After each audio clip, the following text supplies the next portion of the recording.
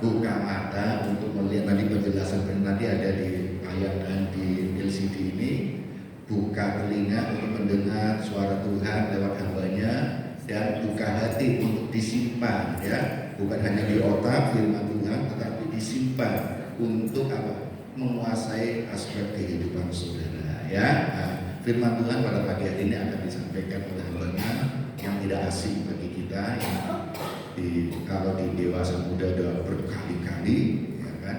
Kalau di ibadah raya juga berkali-kali, ya.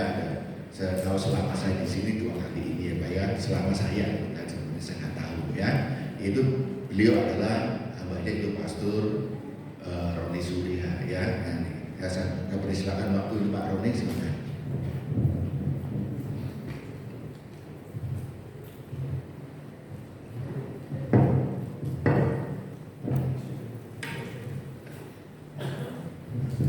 Ya, shalom Bapak Ibu, selamat pagi semua.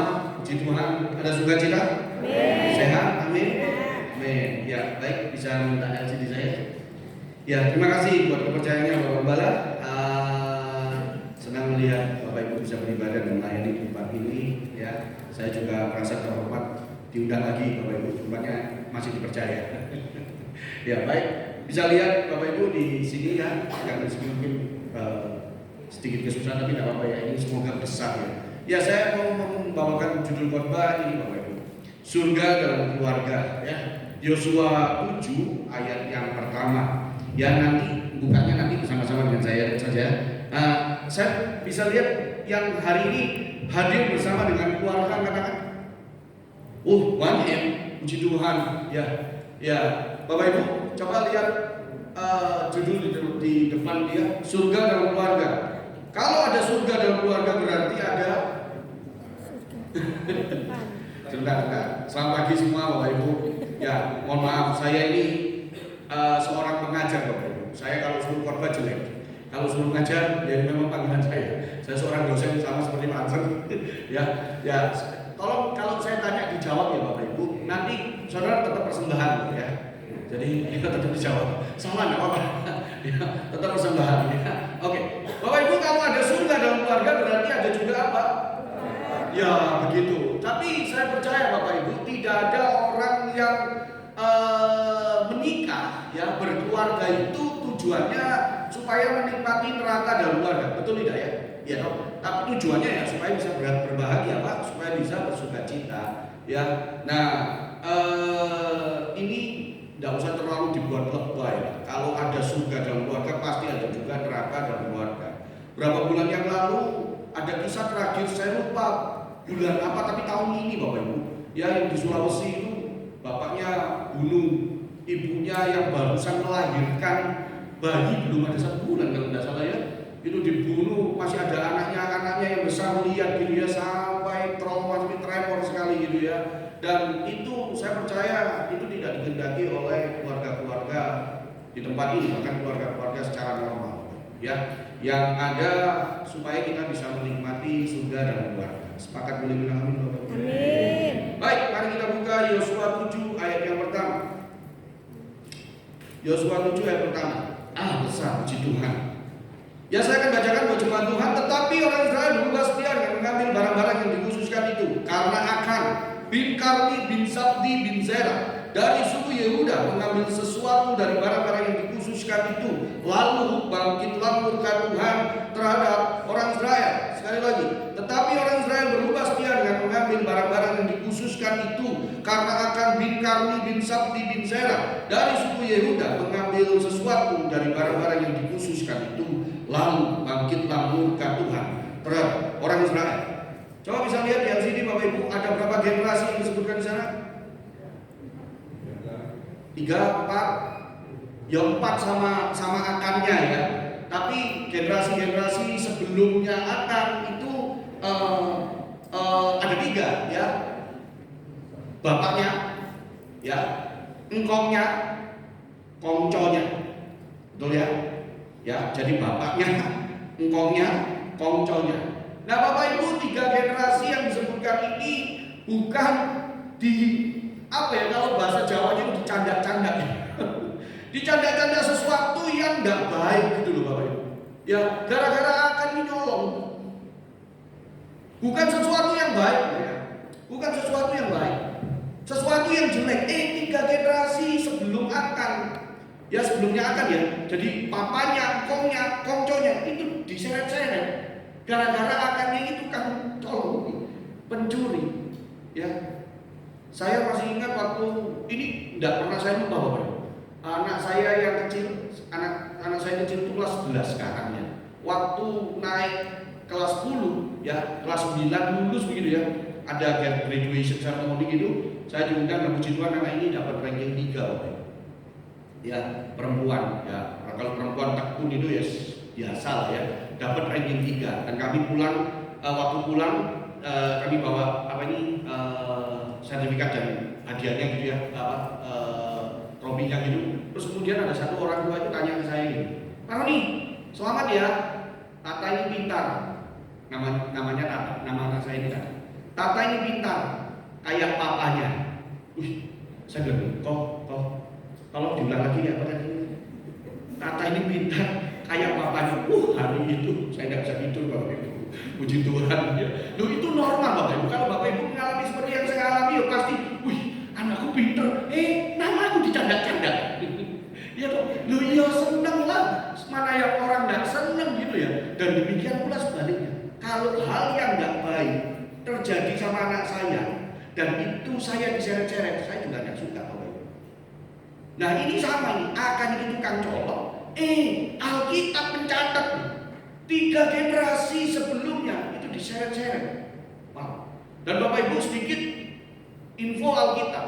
3 generasi di Karmi, Sabdi, dan Serah itu tidak pernah saudara temukan di Alkitab kalau mereka ini berbuat dosa, mereka berbuat salah, mereka berbuat satu kejahatan yang dicatat oleh Alkitab, tidak pernah.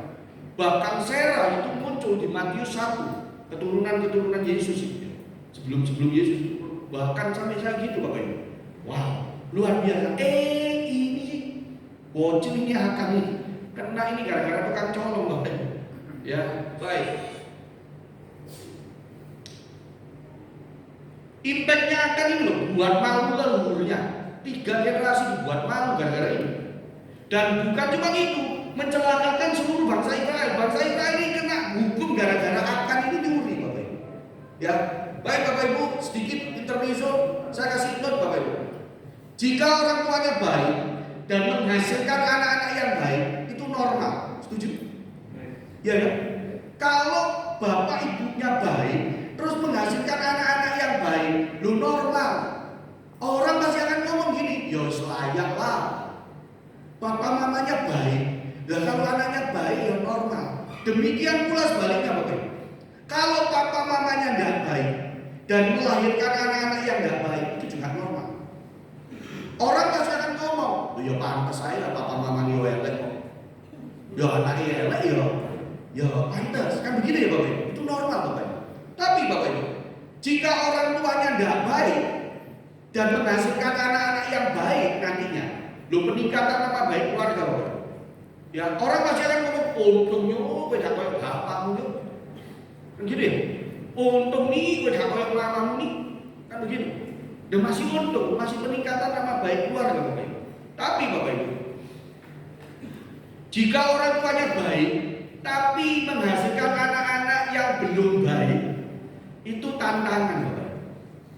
Ya, jadi kalau orang tuanya sudah baik nih, wah anak ini, tantangan berat gitu ya, tidak baik-baik atau mungkin belum baik, ya itu tantangan Bapak Ibu. Saudara yang masih bergumul dengan anak-anak saudara, mengandalkan Tuhan Bapak, percaya dan mujizat Bapak. Ya, contoh hidup saya Bapak. Ya, kalau saya ketemu sama saudara dalam posisi kayak gini, saya jadi pelayan Tuhan. Itu dulunya saya bukan ya, papa saya pendeta, saya pendekar Bapak.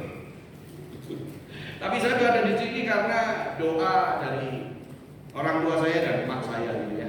Dan itu bisa ya. Jadi saat ini yang masih punya pergumulan dengan anak-anak, ya harus bergumul terus ya.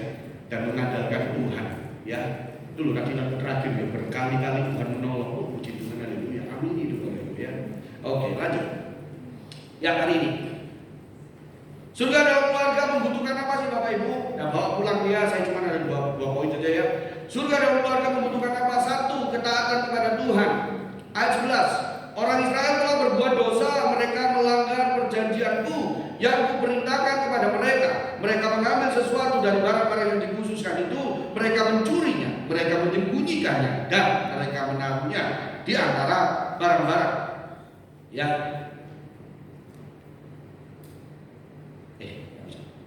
oke. Ya Bapak Ibu bisa lihat sini. Ya, orang Israel telah berbuat dosa, mereka melanggar perjanjianku yang kuperintahkan kepada mereka. Mereka mengambil sesuatu dari barang-barang yang dikhususkan itu, mereka mencurinya, mereka menyembunyikannya, dan mereka menaruhnya di antara barang-barangnya.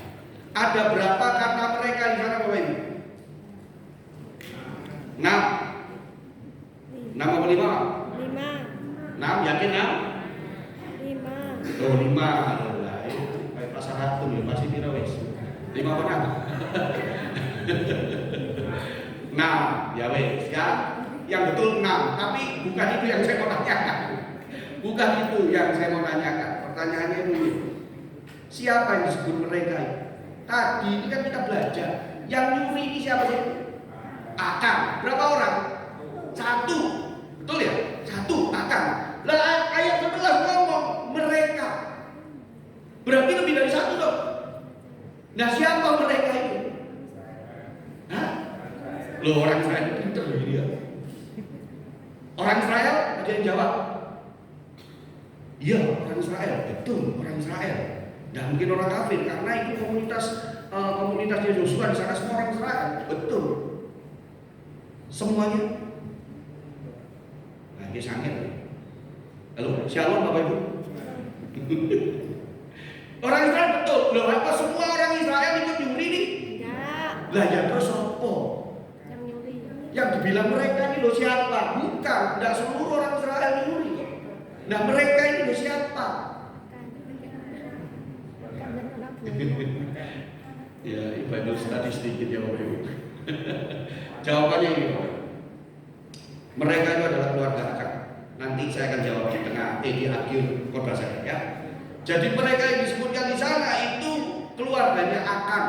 Ya, betul memang Akang yang disebutkan pertama karena Akang kepala keluarganya ya. Nanti kita belajar ya. Yuk. 3 tindakan keji Bapak Ibu. Mencuri, menyembunyikan dan menaruh ya. Saya percaya 3 hal ini dilakukan bukan tanpa perencanaan. Maksudnya bahasa Jawa ini tidak ujuk-ujuk gitu ya. Terus ayo nyuri, ayo budal, enggak gitu Bapak Ibu.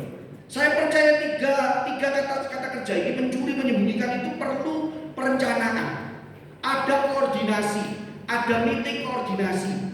Bayangkan saya waktu ngedrive khotbah ini Bapak Ibu, saya itu mikir gini, ini orang mau melakukan dosa, itu masih dirancangkan, dipersiapkan. Bayangkan, ini untuk melakukan dosa ini masih dipersiapkan Bapak Ibu. Mereka mungkin rapat keluarga, kayak apa caranya? Ini begini, ditoto Bapak Ibu.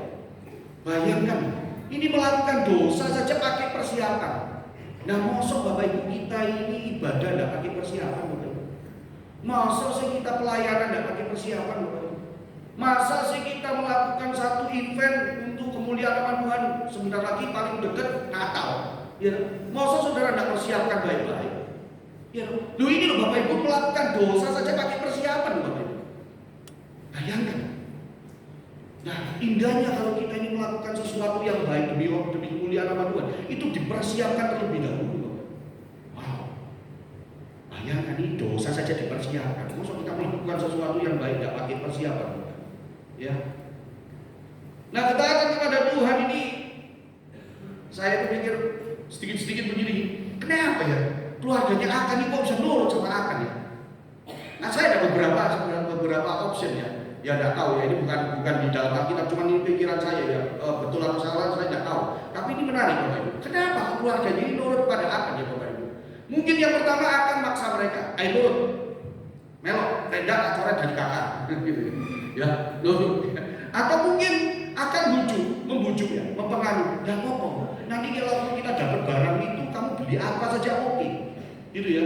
Atau mungkin ya di sini orang Cina kalau ngomong biar. Memang biarnya pencuri, ya. Akang dan keluarganya itu orang-orang yang tamat, serakah, itu semua diapa-apakan guys, ya tukang curi gitu ya. ya apa ya, naturnya itu memang orang yang suka melakukan kejahatan gara-gara serakah. Tapi ini Bapak, apapun jawabannya, kita percaya bahwa Akan itu bukan orang tua yang bijak.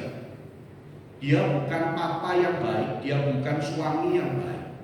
Sampai dia mencelakakan seluruh keluarganya nantinya. Begitu.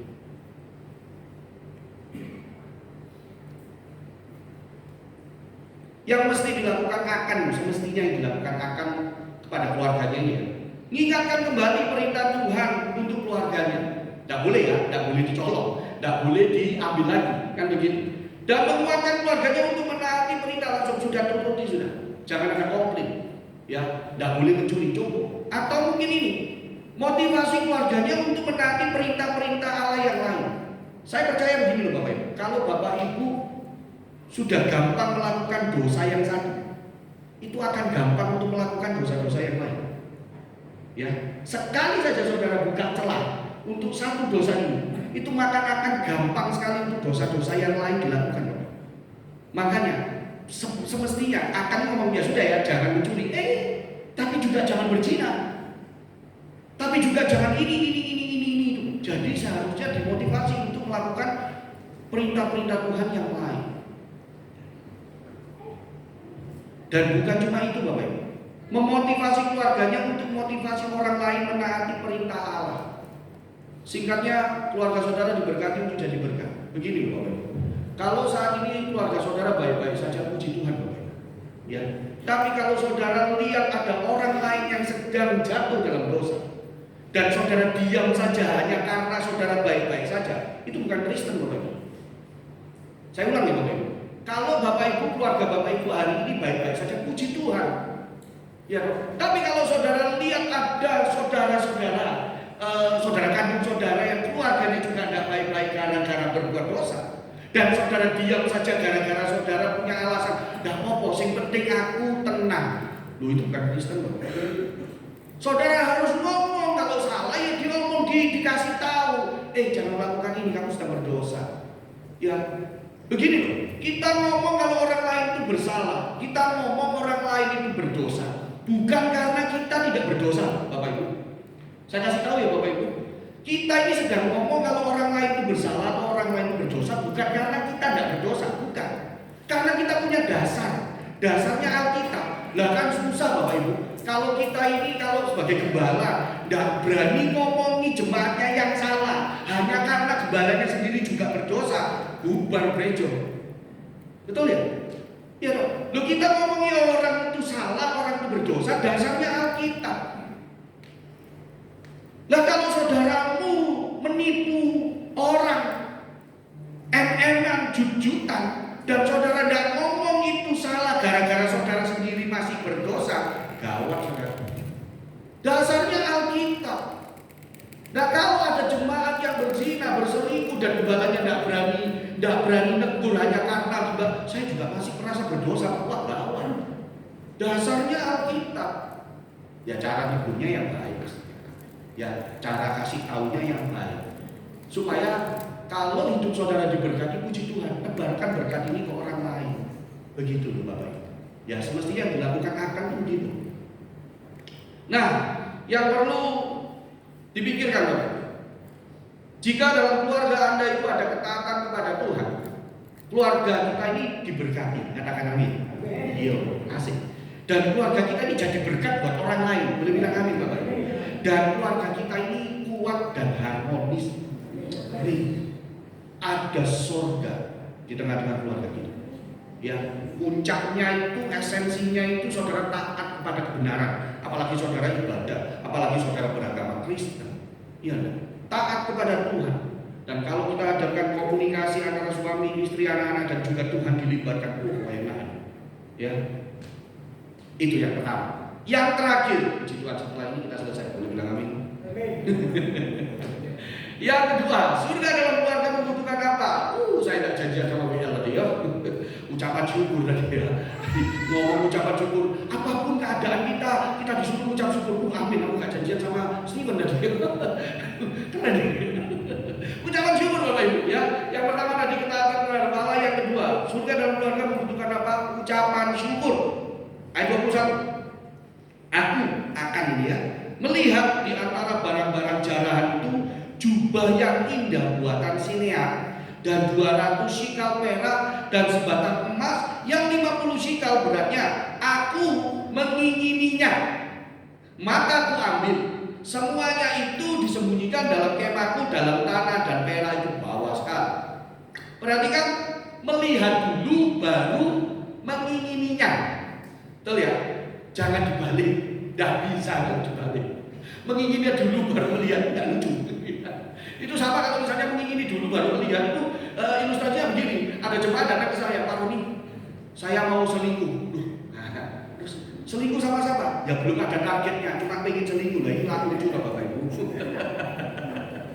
Orang selingkuh dia selingkuh dulu baru ngomong kan gitu ya. Ini saya mau selingkuh. Ada targetnya, ada pasangan? Tidak ada, masih cari loh, kan konyolnya, konyol sekali Bapak Ibu. Ya itu dia melihat baru mengingini, kan begitu ya. Dosa kan turun dari pangkat kemudian dilakukan dalam tangan kan begitu ya. Jadi melihat, dilihat baru ingin, itu keren gitu ya. Nah ini yang dilakukan akan Bapak Ibu ya. Tak pernah mengucap syukur. Sekali pandang langsung tergambar di otak. Ciamik. Ya, apa itu tadi? Jubah indah buatan Sinear. Saya waktu lihat ayat ini saya mikir begini. Nah memang waktu ini kan ceritanya kan menjara kota Yeriko waktu itu. Yeriko sudah hancur dan kemudian bangsa Israel kan jarang. Nah memang di kota Yeriko itu jubahnya cuma punya jubah Sinear saja. Apa tidak ada jubah-jubah yang lain? Misalnya dari Pak Santuni maupun Tanggulangin. Yo ada lah, tapi yang dilihat itu jubah Sinear, langsung tergambar. Keren. Apalagi perak 200 sikal. Lah waktu jara itu memang ada sesi timbang-timbangan. Ini peraknya 200 sikal, 150 sikal, 50 sikal. Tidak ada yang namanya jara yang dikumpulkan langsung masukkan dalam rumah perbendaharaan Tuhan. Tapi begitu mata si akan ini lihat, rasanya 200 sikal, ya segini ya. Lucu banget. Oke, 1, 2, 3. Digambar langsung di kepalanya. Ciamik. Satu lagi. Emas 50 sikal. Wah. Semuanya cuma lihat sekali pandang, tergambar di kepalanya. Ciamik itu. Ya, orang kalau sudah tamat, orang kalau sudah serakah, tidak usah lihat 2 atau 3 kali, lihat sekali tergambar dan direnungkan siang dan malam. Ini akan sekali lihat langsung tergambar di kepalanya, mantep. Saya kasih tahu detail dari barang-barang itu ya, jubah, emas, perak itu goda matanya Bapak. Kan lihat ini dari mata, dilihat goda matanya, tapi tidak ditutup, tidak di-stop Bapak. Dilanjutkan, dipikir, direnungkan siang dan malam. Makanya sampai akhirnya merusak pikirannya. Aku harus dapat. Aku harus dapat. Dan yang terjadi terakhir apa Bapak Ibu? Ya sudah, nafsu serakahnya disuapin terus. Harus dipuaskan. Makanya itu acara colong-colongan itu, mencuri itu terjadi. Dari mata pikiran turun ke tangan. Dari mata pikiran turun ke tangan. Dosa apa? Ya. Karena dia tidak bisa mengucap syukur Bapak.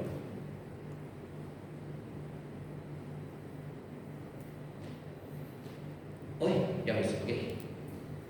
Nah, yang semestinya dilakukan akan itu ya, mengucap syukur di depan keluarganya. Kenapa? Kota Yeriko sudah dihancurkan dan akan ikut menyerbu, akan ikut memerangi kota Yeriko. Misi untuk menundukkan tanah perjanjian sudah hampir terselesaikan, terlaksana. Semestinya dia ucap syukur, puji Tuhan. Sebentar lagi kita menduduki tanah Kanaan, tanah perjanjian kan begitu. Dan dirinya selamat loh Bapak Ibu. Dia tidak mati saat menyerbu kota Yeriko, dirinya selamat dan keluarganya tidak kehilangan dia. Seharusnya dia ucap syukur, puji Tuhan. Waktu menyerang kota Yeriko aku masih selamat, begitu. Dan artinya apa Bapak Ibu?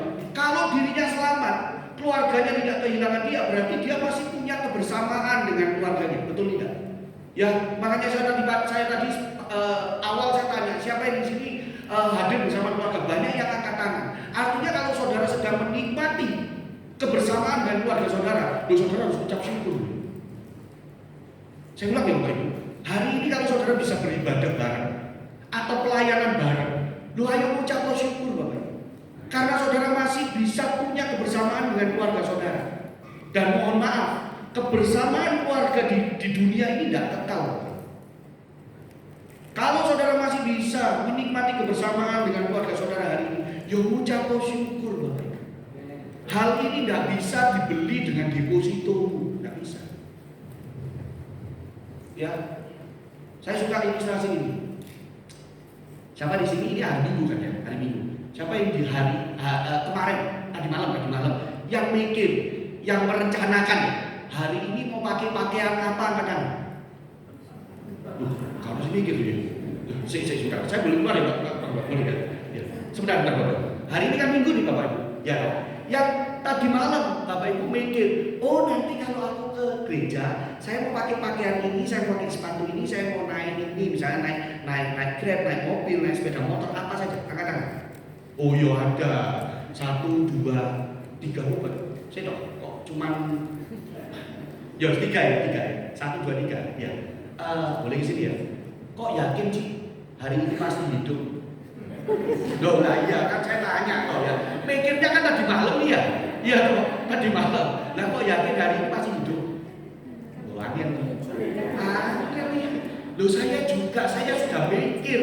Ya, tadi malam itu saya sudah siapkan baju saya ini. Akhirnya istri saya tidak setuju, jangan jelek ya, sudah saya ganti. Tapi saya mikir tadi malam, saya mau pakai ini, saya mau bangun jam sekian, saya set alarm saya, besok baru tinggal berangkat supaya tidak terlambat. Itu mikirnya tadi malam. Nah kalau tadi tanya sama saya sama, lu kok yakin Pak Roni hari ini pasti hidup? Gak yakin. Wes gak yakin saya. Siapa saya berani yakin hari ini pasti hidup. Betul enggak? Ya, saudara mau hidup pun hari ini kalau Tuhan tidak mau apa? Halo? Ya. Lah ini, saya tidak bisa jawab ini. Saya tidak yakin. Tapi satu hal yang saya tahu, kalau saya bisa ketemu dengan Bapak Ibu saat ini, itu semua karena Tuhan mau, karena kemurahan Tuhan. Ya Tuhan. Nah Tuhan mau. Nah kalau saya hidup hari ini dan saya lihat istri saya masih hidup dan anak-anak saya masih lengkap, ya itu saya ucap syukur Bapak Ibu. Saya tidak punya kuasa untuk buat mereka hidup besoknya, no. Lu mestinya akan sadar kalau dirinya masih hidup 1 hari lagi dan dia masih bisa menikmati kebersamaan dengan keluarganya, seharusnya dia mengucap syukur. Ya, oke, terima kasih. Ya, jangan sakit hati ya, Ini cuma ilustrasi saja ya. Baik. Loh, seharusnya juga mengucap syukur ini akan ini. Mengucap syukur di depan keluarganya bahwa dirinya masih menikmati berkat-berkat Allah. Bapak Ibu, ucapan syukur itu kadang harus diomongkan. Ya, kadang harus diberitakan. Khususnya kalau saudara punya keluarga, khususnya saudara punya anak-anak, kasih tahu anak-anak ini. Ya, seharusnya akan ini ngomong ucap syukur di depan keluarganya bahwa dirinya masih menikmati berkat-berkat Allah. Itu saya kasih garis bawah itu. Punya apa ya? Punya anak-anak laki-laki dan perempuan. Saya percaya belum tentu semua orang Israel pada saat itu punya anak-anak. Enggak. Tapi dia punya anak-anak lengkap lebih dari 1. Ada laki-laki, ada perempuan. Wih. Bapak Ibu, yang saudara masih punya keturunan sesudah saudara, ucap syukur. Ya, sekalipun saudara mau, tapi kalau Tuhan tidak berkehendak, saudara tidak bisa punya, Bapak Ibu. Ayo ucap syukur, Bapak Ibu. Ya, tidak semua orang yang menikah itu pasti, mohon maaf ya, pasti dikaruniai keturunan. Tapi kalau saudara punya keturunan, puji Tuhan, saudara ucap syukur, Bapak. Ya, bukan cuma itu, punya lembu, keledai, kambing domba. Artinya akan ini punya pekerjaan. Ya, punya pekerjaan, punya harta benda. Bukan cuma itu, ada kemah. Berarti akan ini tidak hidup menggelandang. Dia punya rumah, punya kemah dan propertinya. Ya mungkin propertinya ada magic jar, ada kulkas, microwave dan sebagainya. Tapi ngucap syukur itu loh, punya rumah, artinya dia tidak menggelandang. Loh Bapak Ibu yang punya rumah masih saat ini masih punya rumah dan rumah saudara tidak kosong plong, sekalipun nilai harga barang itu tidak terlalu mahal, tidak apa-apa, ucap syukur. Saudara tidak tidur di tengah jalan, Bapak, tidur di tengah jalan dia mati ditabrak mobil ya, dan maksudnya di pinggir jalan begitu. Saudara masih punya rumah gitu. Ya lu akan ini mestinya ucap syukur, lu sudah punya anak, sudah punya pekerjaan, sudah punya harta benda, punya rumah. Masih ucap syukur orang datu ini. Betul. Untuk dibagikan ke keluarga, Bapak. Tempat tinggal itu dibutuhkan tanpa harus menjual moral Kristen, Bapak. Ya, saya kasih tahu di hadapan jemaat. Ya, saudara hidup tinggal di rumah kontrakan tidak dosa. Bahkan saudara yang tinggal di kos-kosan tidak dosa. Ya, tidak perlu ngejar kenikmatan sampai harus punya rumah permanen. Kalau perlu tingkat 4. Ya, tapi gara-gara itu saudara jual moral Kristen saudara. Nipu sana nipu sini, yang penting saya bisa punya rumah permanen. Saya kasih tahu Bapak Ibu Saudara yang saat ini tinggal di rumah kontrakan, tidak apa-apa. Ucap syukur saudara masih ada tempat untuk berlindung, Bapak Ibu. Panas ya gak kepanasan, ya hujan tidak hujan, ucap syukur Bapak Ibu. Ya, tidak perlu sampai harus punya villa, punya villa atau punya rumah permanen, tidak perlu Bapak Ibu. Ya, saya kasih tahu Bapak Ibu. Hidup sederhana itu bukan sebuah kejahatan di mata Tuhan, Bapak. Ya, hidup sederhana itu bukan sebuah kejahatan di mata Tuhan. Bahkan Tuhan mengajarkan supaya kita ini hidup sederhana. 12 rasul Kristus yang paling bisa dilihat mampu itu cuma Filipus. Filipus punya rumah, rumah gede lah gitu. Rasul-rasul yang lain kalau bersinggah bisa nginep gitu ya. Tapi sisanya orang-orang sederhana. Saat ini saya boleh bilang Bapak Ibu, saudara punya tempat tinggal, puji Tuhan, ayo ucap syukur Bapak Ibu. Ya, saudara tidak tinggal di pinggir jalan Bapak Ibu. Saudara masih tinggal di rumah, ya.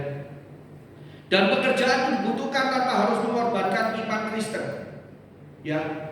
Jangan terima pekerjaan kalau saudara harus menjual juru selamat. Ya. Nah, saat ini Bapak Ibu, saudara punya pekerjaan apa saja, yang penting halal, ayo mengucap syukur. Besok kalau bapak-bapak, ibu-ibu ini mau pergi bekerja, ayo mengucap syukur. Ingat firman Tuhan hari ini, mengucap syukur saudara masih punya pekerjaan. Itu artinya Tuhan sedang ada di belakang saudara untuk memampukan saudara bekerja. Bapak. Ayo ucap syukur. Begitu. Dan aksesoris hidup, HP, baju, mobil itu dibutuhkan tanpa harus bakar jati diri. Artinya begini, kalau nggak mampu ya nggak usah dimampu-mampukan. Paham? Kalau saudara nggak mampu ya nggak usah dimampu-mampukan, Bapak. Ya hanya karena supaya orang lain bisa lihat, Jami ya Ci, tasmu wapik. Jami ya kok mobilnya baru ya. Kalau nggak mampu nggak usah dimampu-mampukan. Ya, apalagi anak-anak muda sekarang, kalau HP itu tidak di atas 10 juta itu Bapak Ibu, HP si gambarnya Apple Pro ini. Ya, itu anak-anak muda itu kalau sudah dapat HP itu rasanya surga turun ke bumi. Wih, itu harganya 10 juta ke atas, 15 juta, bahkan ada yang 20 juta. Bila di tukono dawet ya apa ya? Hanya karena supaya orang lain itu lihat, HP ya, HP itu bagus, HP itu bagus, HP itu bagus. Ya. Berapa tahun yang lalu waktu anak saya masuk ke kuliah, anak saya sebentar lagi sudah mau lulus ini ya. Waktu masuk ke kuliah kami itu berpikir, waduh, ini masuk kuliah butuh mobilan, butuh transportasi kan. Dan akhirnya kami memutuskan untuk membelikan sepeda motor bekas, gitu ya. Sebut merek nggak apa ya, Revo, ya, sepeda motor bekas, gitu ya. Ya, tapi saya sama istri nggak ngomong sama anak ini, ya harus tak beli, pokoknya berangkat ke kampus boleh lah, bisa ya, naik sepeda motor. Begitu mobil sepeda motor datang, dia komplain sama saya. Anak saya ini laki, Pak, kok dibeli Revo tuh Pak, bekas kan? Lah terus kenapa? Wah itu masih bisa dinaikin. Ya toh, nggak mau Pak. Aku ini mahasiswa. bukan tukang kredit. Apa kaitannya Revo itu ada mahasiswa dan tukang kredit? Lah saya bukan mikir, lu sebentar. Logika aku gak nyambung. Coba pikirkan apa kaitannya Revo ini sama mahasiswa dan tukang kredit. Gak mau aku. Dan tidak pakai itu kayak tukang kredit, gak kayak tukang gak kayak mahasiswa. Gak usah pakai. Gak mau. Tukar sama punya bapak. Lah sepeda motor saya itu Revo. Vario lama, Vario besar 125 cc. Sepeda motor saya itu Vario. Gak mau. Lu kenapa? Nanti kalau bapak pakai Revo kayak bapak kayak tukang kredit. Enggak, saya guyon. Saya itu ngomong gini loh sama anak saya. Sudahlah pakai. Ini legal. Ini sah. Ya. Sah. Saya enggak curi uang untuk beli ini. Papaku beli sah. Pakai. Ya. Saya bilang gini sama anak saya. Orang lain nilai kamu bukan apa yang ada di tangan. Kamu mau pakai jam, mau pakai baju, mau pakai sepatu, mau pakai sepeda motor, mobil, itu bukan orang lain menilai kamu, esensi hidupmu bukan itu. Tapi apa yang kamu berikan ke orang lain, itu nilai hidup. Nah, percuma saudara punya banyak tapi saudara tidak pernah berkati orang. Betul ya? Esensi hidup itu apa yang saudara tabur ke orang lain sampai orang lain melihat Kristus lewat engkau. Itu baru punya nilai. Ya, tidak apa. Tidak usah dipaksa-paksa kalau saudara tidak mampu. Kalau mampu ya monggo, tidak apa-apa. Ya. Dan menikmati hidup tidak harus menyuapi nafsu serata kita. Ya, saya tadi sudah bilang. Dan ucapan syukur dalam keluarga menentukan suasana surga dalam keluarga. Pengen keluarga saudara menikmati surga, ayo ucap syukur. Ya, pulang dari tempat ini ucap syukur gitu ya. Oke. Nah ini terakhir, ayat terakhir Yosua 7 ayat 25. Berkatalah Yosua, seperti engkau mencelakakan kami, maka Tuhan pun mencelakakan engkau hari ini. Lalu seluruh Israel melontari dia dengan batu. Perhatikan, semuanya itu dibakar dengan api dan dilempari dengan batu. Saudara kalau ingin tahu semuanya itu, ayat sebelumnya ayat 24 itu ngomong Bapak. Itu semuanya, keluarganya akan dibawa dan dirajam batu sampai mati di sana gara-gara keserakahan akal. Di musik bisa bantu saya. Surga dalam keluarga membutuhkan ketaatan kepada Tuhan, dan yang terakhir membutuhkan ucapan syukur kita. Tuhan Yesus memberkati. Ya sama-sama kita mau bagi berdiri Bapak Ibu, kita pujikan satu buah pujian dan setelah itu saya kembalikan kepada Tuhan.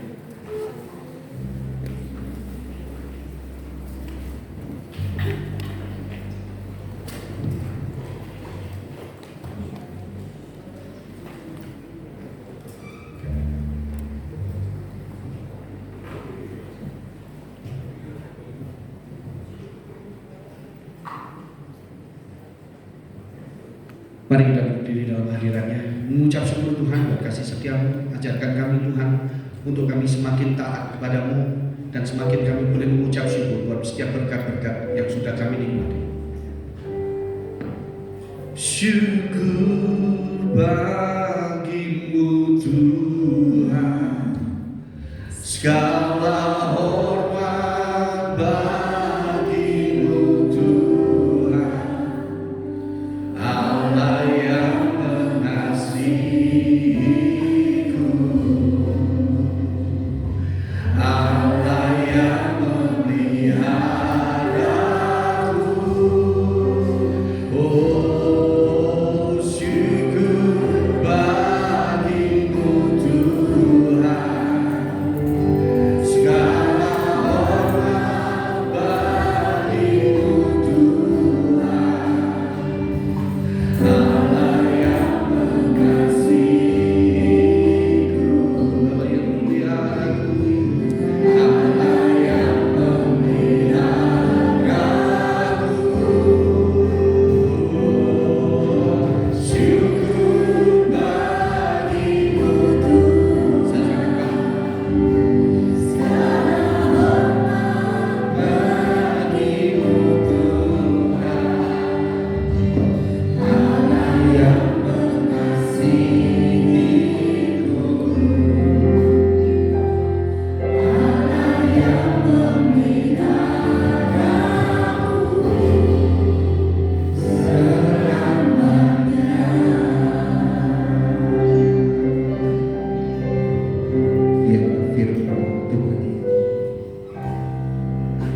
Engkau meteraikan dalam hati dan pikiran kami Tuhan, bahwa ungkapan syukur ini, ungkapan syukur kepadamu Tuhan, dimanapun kami berada, dalam keluarga, dalam pekerjaan, dalam pelayanan, dalam kehidupan, dalam tantangan maupun dalam kesesatan, terus mengucap syukur kepadamu, karena semua itu karena seizin-Mu dan kehendak-Mu Tuhan. Terima kasih ya Tuhan buat kebenaran firman-Mu pada pagi hari ini. Terus kumandangkan dalam pikiran dan hati kami. Kami mau lakukan karena kami mau menyenangkan hati Tuhan. Kami juga mau mengasihi Tuhan. Terima kasih ya Tuhan. Berkati Pastor Roni dalam pelayanannya, dalam rumah tangganya. Tuhan pakai menjadi saluran berkat buat banyak orang. Terima kasih ya Tuhan. Berkati juga keluarganya Tuhan. Berkati pelayanan. Terima kasih ya Tuhan. Juga memberkati kami semua yang hadir pada pagi hari ini. Dan saatnya kami akan memberikan persembahan di tempat ini. Segala yang ada pada kami itu berasal dari Tuhan. Kami memberi karena kami mengasihi Tuhan. Kuduskan dan sucikan persembahan kami agar layak dipergunakan untuk pekerjaan di tempat ini. Hanya di dalam satu pribadi yang berkuasa dan ajaib, kami terus mengucap syukur dan terima kasih bersama-sama kita katakan amin. Silakan duduk Bapak Ibu, kita akan berdoa bersama.